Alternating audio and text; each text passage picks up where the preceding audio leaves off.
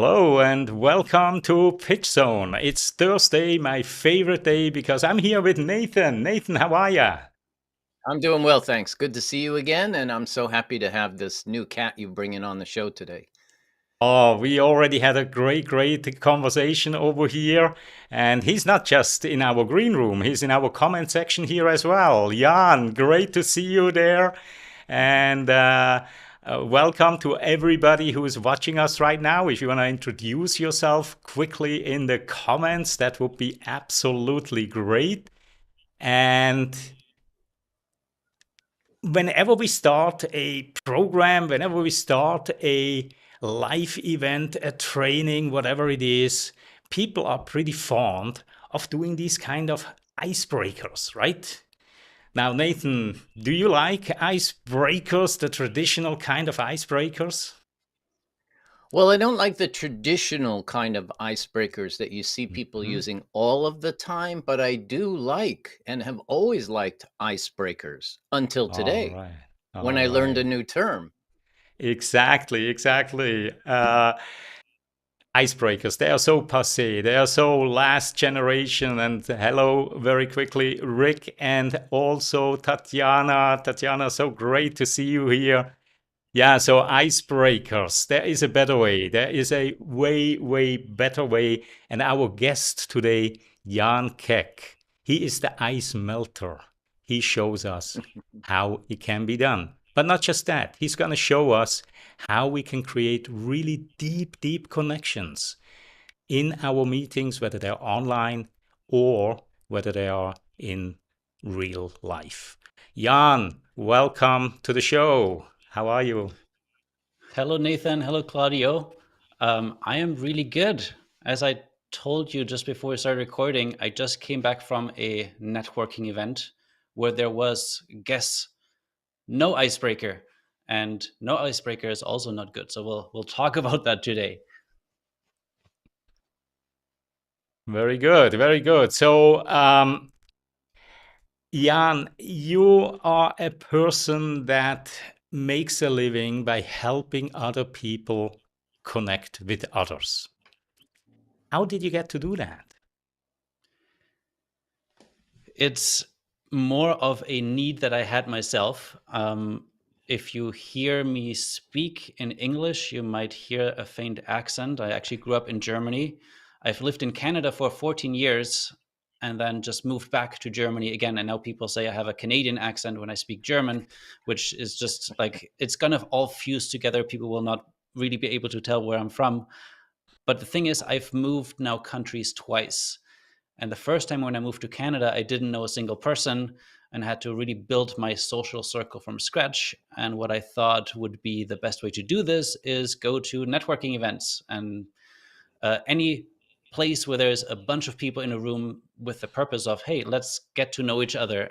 And I think if you've been to a networking event, you might know this feeling at the end of the night walking out with just a stack of business cards of people that you don't know. Like that was just my experience over and over again. It was really draining being an intro. Uh-oh. Oops. There. All right. You're Are we back. back? Jan, Yeah, yeah, just back up continue. back up a sentence or two there for us. Right. So being an introvert, it was really challenging just having all of these small talk conversations and people literally just looking over your shoulder to meet the next person to ask, hey, what do you do? What do you do? Here's what I do, and here's my card, and then they move on to the next person. So I really realized pretty quickly that that does not really help me feel energized and connected to anyone. It wasn't until I attended this weekend retreat that I thought was going to be a business goal setting retreat that I attended with my then business partner.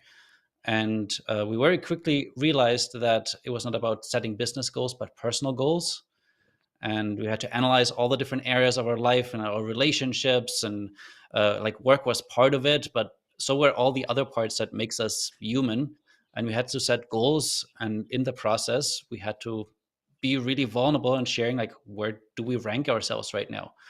All of the activities the organizers made us do helped us just feel more comfortable having these vulnerable conversations.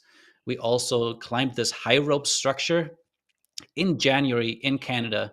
So it was winter, it was actually icy everywhere.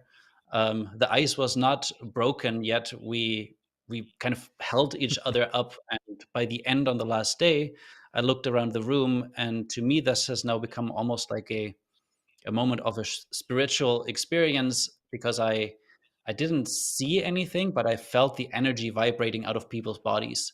Like everybody was just like this glowing light, and everybody was hugging and saying goodbye. And in a way, I was imagining afterwards, this is kind of like the Care Bears. If you remember that kids show of these little uh, teddy bears that shoot rainbows out of their bellies. Um, that's what I was envisioning in that room. And for the next couple of weeks, I was literally floating. I was not walking, I was floating around because I had so much energy. And everybody that I met mentioned, Jan, what happened? Like, what's changed? And I took a moment to actually reflect, like, what actually has changed. And like, one of my previous backgrounds is I have a Bachelor of Engineering, so I'm kind of putting on my engineering hat. What happened in these kind of 2-3 days that made me feel something so meaningful and life-changing? And the feeling I later discovered was this complete sense of belonging. I could be who I was. I didn't have to change. I didn't have to pretend that, I don't know, we have a big office in like downtown Toronto. No, we just had a mailing address there. We actually work from co-working spaces and coffee shops or at home. And it didn't matter because people actually connected with that more once we kind of shared the real truth. And the same thing happened with all of the personal things. So to me, that was the big shift in, okay, if we want to connect with people, if we want to find this really strong community, we need to find people that align with our values, because everybody who was there, like, they valued growth, like personal development. The second thing is we had to be in a space where we can be vulnerable with each other. I now often say that relationships travel at the speed of vulnerability. The Oh, faster nice. you can be vulnerable with someone, the faster you're going to connect. But very often, what do we do in our conversations? We stay on the surface and the small talk. We talk about meaningless things rather than about meaningful things. And yeah, all of these lessons later came into me creating a card deck, running workshops, experiences, and now teaching all the things that I've been learning. Well, Jan, you talk when you talk about the being shy and getting and quiet and then having this incredible experience, which sounds amazing. I mean, walking on air is a great metaphor, and I can imagine how you felt after something like that. However, that was one of those massively intense experiences for you. So how do you create an environment that encourages people, especially those who are normally quiet and shy, to open up and show that vulnerability faster, as opposed to waiting until the third time they get to know, they're meeting with somebody and then they say, oh, I'm going to open up a little bit to this person, because there's all sorts of vulnerabilities, right? I'm not going to pour my Hmm. heart out to somebody I've just met. So could you talk about that, please? Actually, I would say there are some people who do that, who, like, they pour their whole heart out. They put like all of their dirty laundry on the table, and then they completely overshared, and most people don't really know what to do with it. So it's not about being really vulnerable really quickly. Um, the magic happens when we can, and I often visualize we're going on a journey together. We're walking beside each other, and that means the person who's really comfortable being vulnerable needs to walk a little bit slower so they're not like getting too far ahead. The person who's walking slower, they need to like pick up the pace a little bit, and hopefully we can meet somewhere in the middle, because even being vulnerable is very different for each person. Like, sharing something personal at work about your family might be really vulnerable for one person and not a big deal for someone else. So if we're designing an experience for people, if that is, let's say, a networking event, or even if you want your participants to connect in a workshop or a training or a meeting, then we need to design that journey that starts with getting everyone in, very slowly and then gradually going deeper. I like the reason why I have a campfire behind me is because I often talk about this analogy of we're building a campfire. In the end, we want to have this warm campfire that we can sit around and share stories and be ourselves and be vulnerable, but still feel really connected and part of a community. But to do this, we can't expect to hold a lighter up to a big log and that catching fire. The big log meaning the uncomfortable conversations, the vulnerable conversations. We first have to find our tinder, our little sticks, our kindling. Like the more we can put things on the fire, the brighter it's going to burn, the quicker we can build this big campfire. And that's again how I approach it. Like, what are the small things that we can ask our participants to do right from the beginning, to create these sparks, to start this fire? Because if we don't do anything, if we don't facilitate the networking, and that's like one of my other big lessons from attending so many networking events, if there's no activities planned, if it's just like, yeah, just mingle, there's an open bar, there's some snacks, people will default to, hey, what do you do? And I do this. Okay. And then they move on to the next person. They will not actually go to a deeper level unless they're more skilled in the conversations. But from my experience, that's usually the minority of people. So vulnerability. You are specializing in connecting, deeply connecting. Why is it important to be vulnerable? I mean, can't you just connect with people without opening the kimono all the way? I think you can connect with people, but only to a certain degree. There's something that I always experience when I have a group share something really vulnerable. Often that means it's also going to be anonymous, because when we are anonymous, we might even share more truthfully. But if we do it as a group and everybody's in, like if we've built the space where everybody can feel safe and supported to share something really vulnerable, then we realize, hey, we're actually not that different from each other. Like people who are believe in different religions, different gods, who are part of different political parties. If we go to the core of the things that we want to achieve in life, the things that we're afraid to lose, like I think we're all the same. And that is the thing that makes it really powerful. This feeling of I'm not alone. And when it comes to sharing things, the most powerful things, that a lot of people think I'm the only one who's struggling with something, who has a certain challenge, is realizing that actually no, you're not the only person. And even though we might not have had exactly the same things happen in our lives, we've experienced the same feeling before, and therefore we can relate. And I think that's the powerful things. Very good. So Massimo, in our audience here, had a question related to that. Sure enough, someone will say if you're too vulnerable, someone else could take advantage from some aspects of it. What is your advice that you can be vulnerable, but not too much? Anybody that talks about vulnerability, I think, is needs to mention Brené Brown at one point. Like, she's definitely the person that comes to mind. If you haven't watched her TED Talks or read her books, highly can recommend it. And she actually talks about something that not everybody deserves your vulnerability. Like you choose who you want to be vulnerable with. And of course, somebody that I literally just met at an event, I might not share all my, I don't even want to say darkest secrets, but I'm not going to share everything. I'm going to share something. And it is a bit of a back and forth always for me. It's, I share a little bit, the other person shares a little bit, then I share a little bit, right? We kind of try to connect in the middle. It's not like right now where there's two people asking me questions and I'm the one answering, right? We don't want to put people into this kind of job interview or podcast interview situation where it's a little bit harder to connect.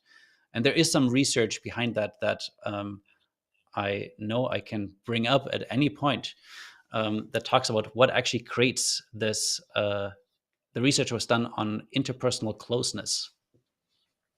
Mm-hmm.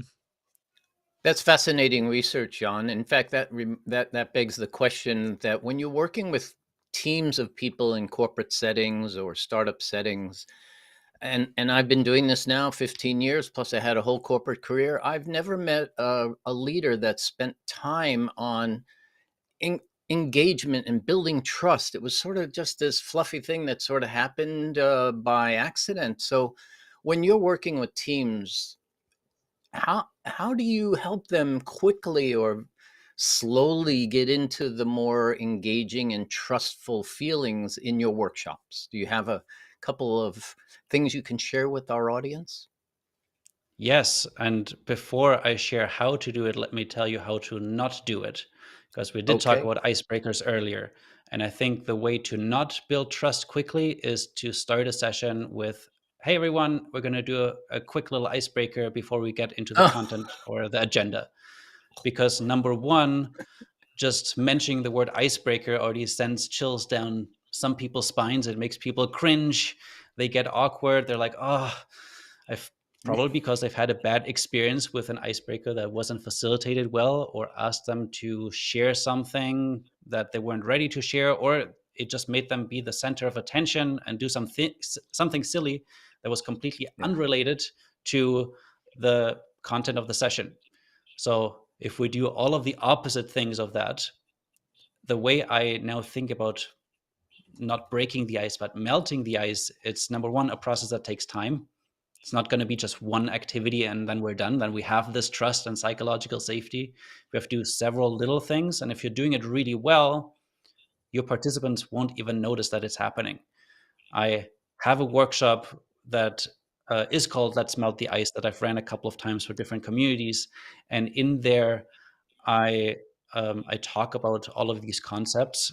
And at one point, when I ran it for the first time, I paused and I'm like, "Hey, I think I forgot to put like an icebreaker or an ice melter activity in this workshop." And as I had this thought, I actually paused and asked the participants, "Hey, um, did we do an ice melter activity today?" And somebody was like, "Yes, when you asked us to share something in the chat." And another person was saying, "Yes, when we did breakout rooms." And a third person was saying, "No, I don't think so." So people were like all over the place. They did not know if we did something or not. And then I asked them, "Okay, so but do you feel like we've melted the ice? Do we feel like you got to Mhm. know each other? Do you feel like we can have more vulnerable conversations now?" And it was a resounding yes. Everybody said, yes, it actually happened, but we didn't even notice that it was happening. So it's a lot of little things that are seemingly um, unnoticeable for a lot of people. And one of them, if I want to give you a tangible tip, because so far I haven't actually given you anything tangible, is the first moments when people show up to your meeting or to your experience, to your session, if it's in person or virtual, are the most crucial. Like if you say another sentence that I wish I could like cross off from people's vocabulary is let's just wait until everybody has arrived, and then people start multitasking and replying to emails and I don't know, getting up again. It's really hard to re-engage them after you've lost them there already. So if you can think of at least a question that people can answer in the chat or an activity that gets them engaged and that they can opt Mm. in right away from the beginning as the first thing, um, then it's going to be way easier to do anything afterwards. That's a really great distinction, and I so agree with you. When a speaker walks up to the camera or the microphone in a real room and they said, "Ladies and gentlemen, we're just going to wait 5 more minutes for everybody else," it's like, "Whoa, what? Oh, we're here on time or early, and you're making us suffer because of somebody." I mean, oh, don't get me started. But I do want to go to your ice melters. I'm absolutely a convert. If I as I think about it, when I saw that word yesterday in your profile and your listing, I thought, wait a minute, icebreakers is such a terrible metaphor because if you think you're just breaking ice, you break the Hmm. ice, nothing happens. You're just breaking ice, and it's kind of, you got to hit it hard and blah blah and all that. But an ice melter is so much more of a beautiful metaphor for what we're trying to do with people that I don't think I'm ever going to use the word icebreaker again. So I want to thank you for that. I love it. There's a lot of people that have started adapting that language, and I love hearing it out there when I'm not even present.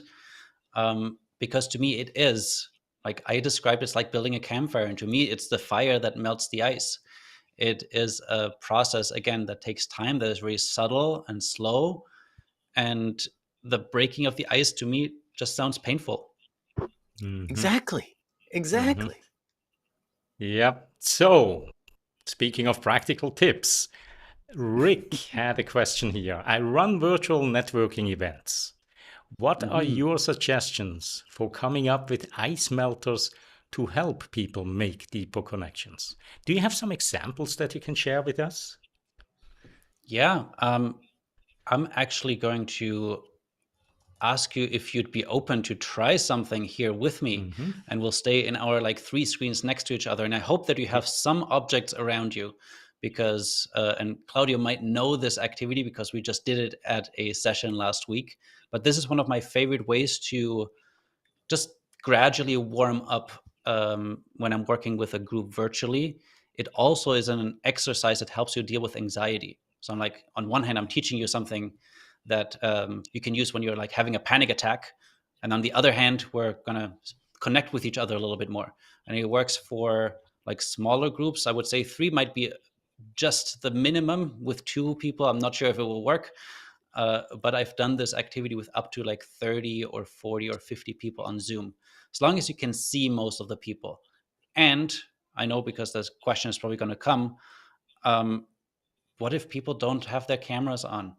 The great thing about this activity is it also rewards people who have their camera on, because in the end, if they know and if they're bought into the purpose of why we're doing this, like networking events are great because you could do a lot of things because people want to connect with each other.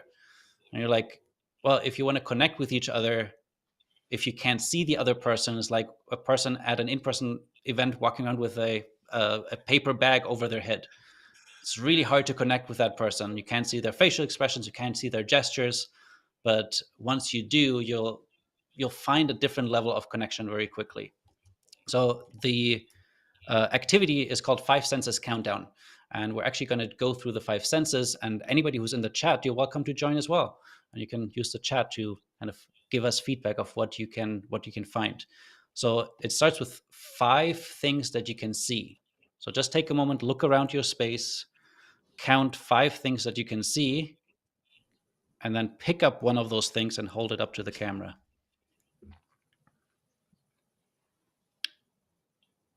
And I think this is a stylus pen, and I'm not sure what. Nathan, what are you holding up? A Bluetooth earset. Oh, nice. And I'm holding up a little notebook that I picked up in Vancouver over the summer. So we got our 5 things we can see, 4 things you can touch. So I'm going to invite you to touch 4 different surfaces or objects around your space. And if there's one that has the most interesting surface, maybe you can show that into the camera. My coffee. Your coffee. Okay, I have this fake plant that is really spiky. I'm going to do a little commercial here for my little headset, but this thing is so cool. Isn't it? Yeah, it is. Yeah, it's you have to feel it to really, really appreciate my excitement about this little airy case. Yeah, awesome. So we did 4 things we can feel, 3 things we can hear. So at this point, I usually ask people to just be quiet for a moment and just listen. What are the things that you can hear around you?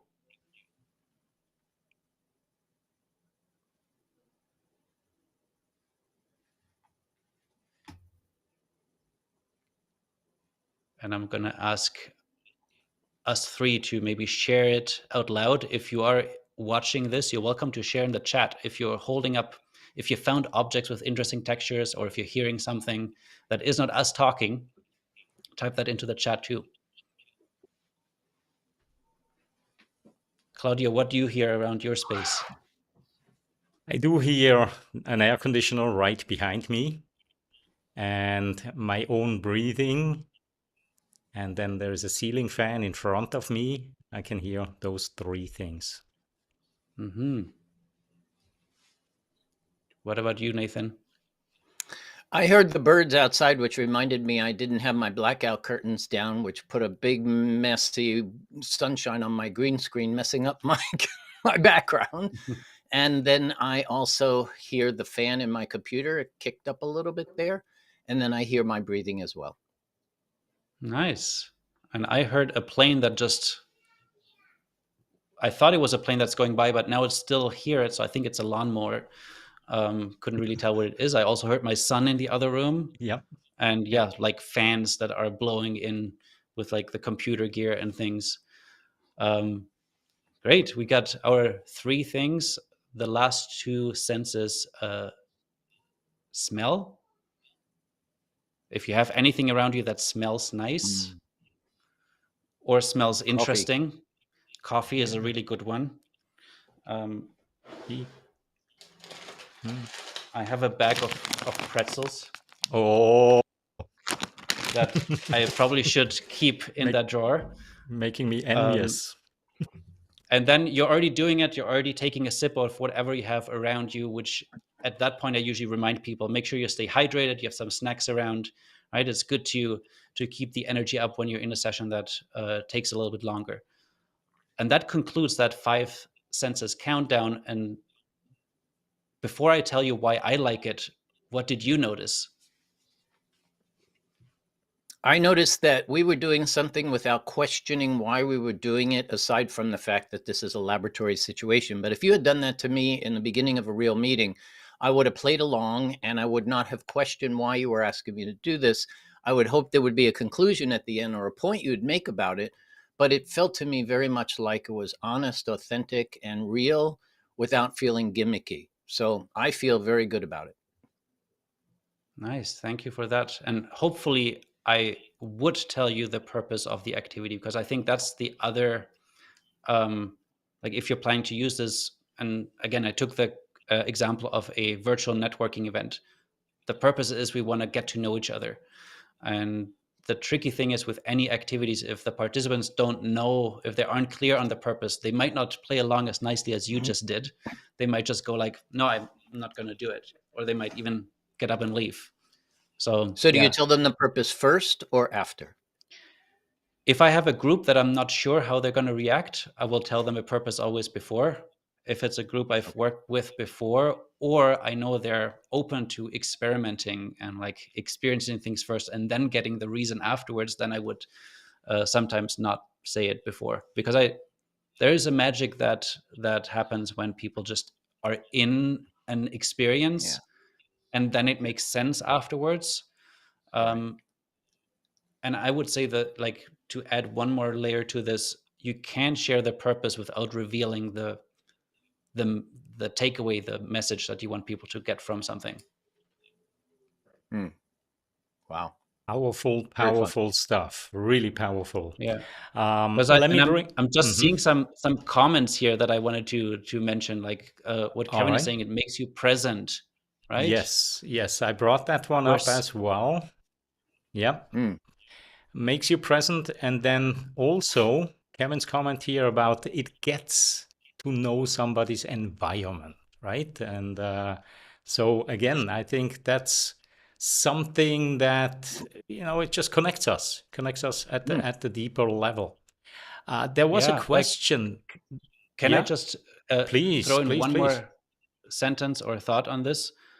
Especially when we're meeting virtually, like, I'm actually not sure, Claudio, about you, but Nathan's background, I think, is not real. It's a virtual background, right? So we sometimes can't really get to know a person so much by where they're sitting. We only see a small part of it. Yet we just showed a bunch of objects that are around us. We shared some things that we're hearing. And I feel like that's such a quick way to notice, oh, he also has a water bottle. Oh, he also drinks coffee. Like, there's smaller connections that we're making just by making those visual associations. Absolutely. Because a rapport really, is based on similarities, right? On things that we have in common with each other. If you travel halfway across the world and in a hotel while you check in, you hear somebody from your village back home, instant connection. instant connection. So, Jan, Kevin brought up a question earlier on, and I think it's a question I really want to bring up here, and that is, do healthy relationships need hope? And hope in what? That's a really good question, and a deep question. Deep. This is like where I'm glad that we did the other activity before we got to that question. Do healthy relationships need hope? I think you need hope, at least in the relationship, right? Like you need to have hope that you're both putting something in and you're getting something in return. I think a lot of the relationships that are the strongest, and we talked about this, like I touched on this a little bit earlier, is the idea that it has to be reciprocal. It can't be one person asking questions or one person being vulnerable. It needs to be going both ways. And I think we need to trust that that is something that continues as we grow in relationships. Because I've lost friendships because I stopped pursuing the friendship and the other person never picked up the ball. It was always me initiating. It was me asking, hey, we should hang out. Hey, we should do this. But as soon as I stopped doing that, because honestly, it actually felt draining, the other person didn't come back. And unfortunately, that friendship kind of, it melted away. I need a different analogy because melting is good in our session today. So it faded away. Exactly. Faded away, grew apart. Hey, Jan, I'm in your ballpark. I don't think it's necessarily anybody's fault.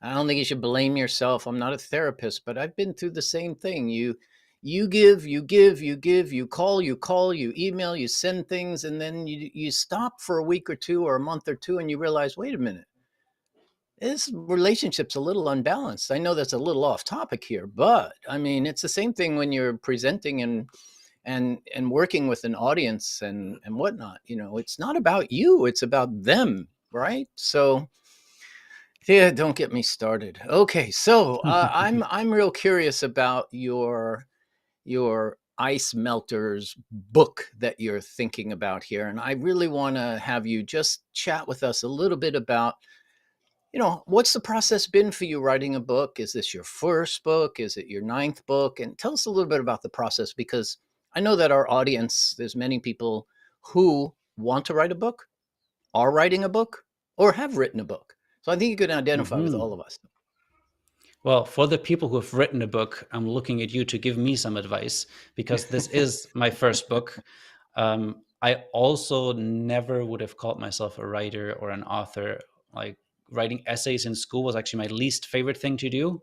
I would always try to be as short and to the point as possible. And because there was a minimum number of words I needed to hit, I would spend probably the last half hour, because I always finish early because I didn't have that much to say, counting my words, realizing, oh, I need another 200 words, and would just write something else that I didn't feel was necessary, but I needed to hit the word number.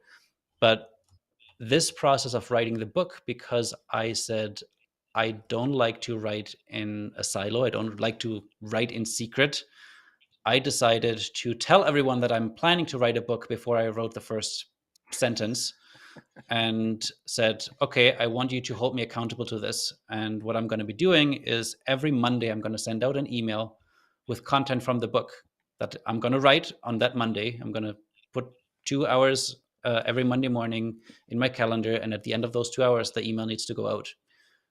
I have not missed a day since May, which is really, I feel really proud, because I'm not that great with committing to something like this. Like, if you look at my YouTube channel, there's no schedule. Videos come out sometimes a bunch a week and then nothing for a couple of months. This has really helped me kind of stay accountable to that. And the best part about it is, at the end of every email, I have these 3 links that ask, how was this week's email? Was it on point? Was it interesting-ish? Or it didn't really resonate? And once people click those 3 links, they get a prompt that asks them to elaborate if they want to. And it's those messages of like this direct feedback of, here's an idea, does that work for you? And then people responding back that I'm like, oh, I get really excited about that feedback. People like it. They start implementing it. There's one activity that I shared that is a change from 2 truths and a lie, which is one of my least favorite icebreakers that exists, because it teaches people how to lie better, which is not what we want to do if we want to build trust. And I did a reframe and I called it 2 accomplishments and 1 goal. And people loved the activity and they started implementing it with their groups, and people started sharing back, hey, I did this at like one person did it at TEDx Calgary at an event, and they sent me this long email of all the things, how they introduced it, what things people shared, what the feedback was. And that's what really keeps me motivated to keep writing it.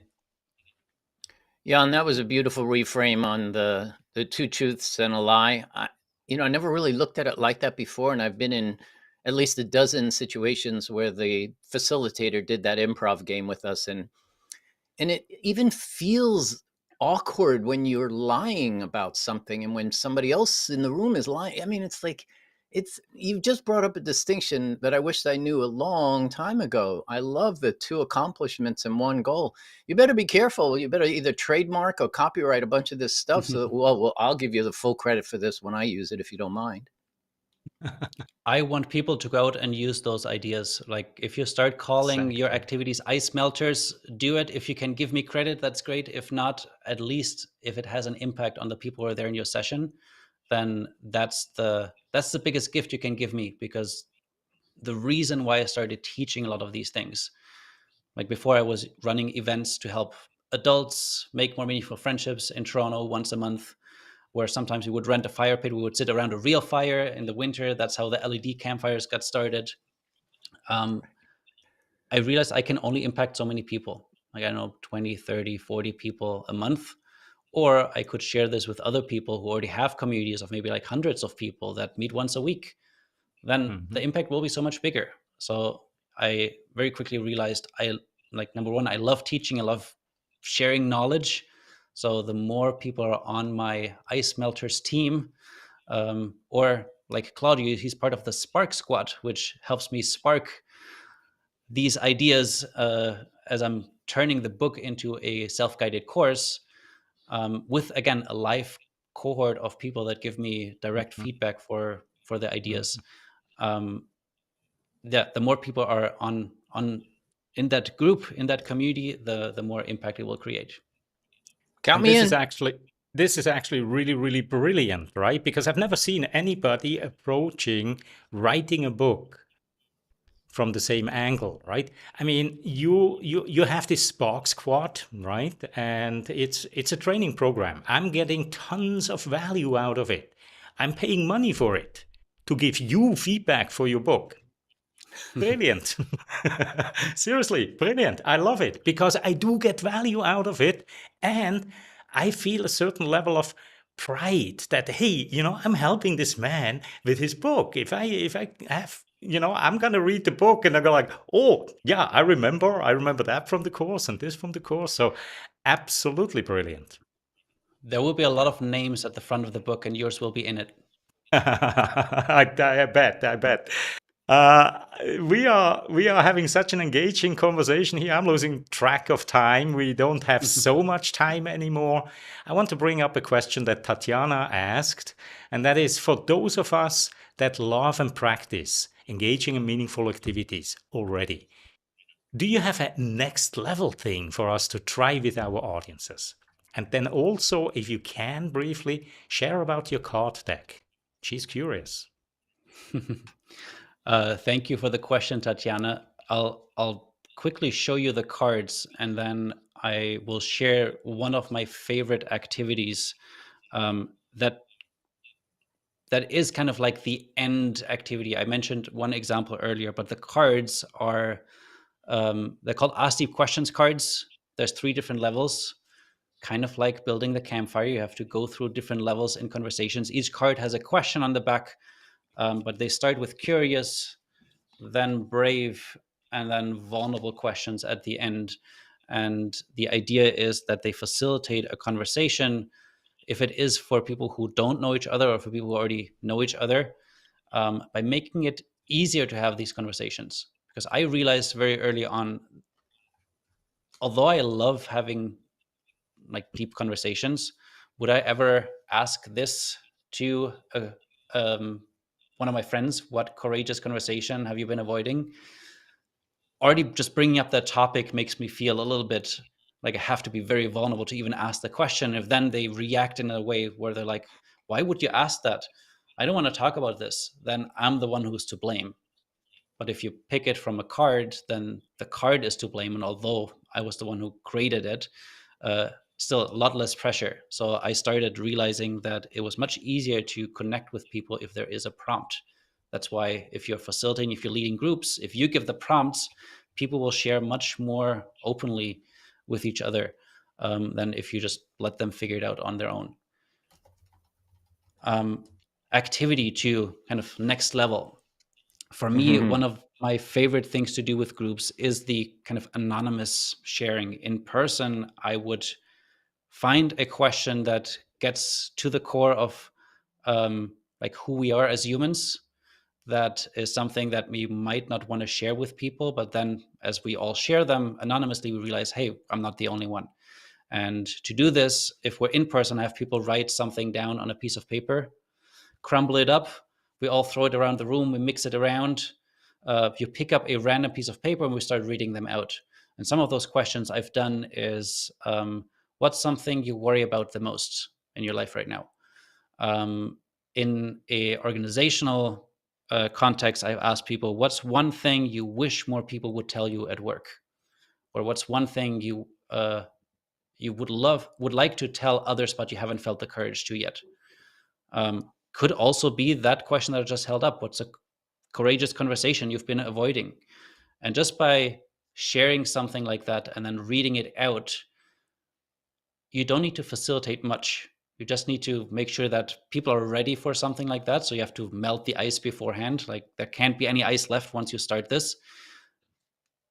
And just ask people, hey, what did you notice?